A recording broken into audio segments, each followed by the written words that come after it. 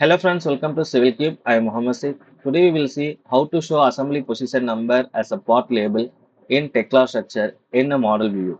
If you want to know the assembly position of any assembly parts, you have to select the assembly. Then in the side pane, in the custom inquiry, you will see the assembly position number. But if you want to know the multiple assembly number, you couldn't see in the custom inquiry. So to easily see the assembly number in a model view, we have an option that is part label. To enable that option, double click on the work area. In the dialog box, click the display option. In advanced tab, check the part label. It has some properties that is assembly position, part position, material, name, profile like that.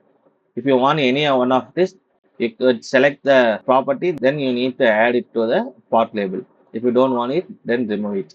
So next you have three options. If you want the part label for all parts or only main part for selected item, so here I choose main part for all. Then click modify. OK. So now you can see the assembly position number over the assembly parts. So this is the easiest way to know the assembly position number in the Tekla structure in a model view. Thank you.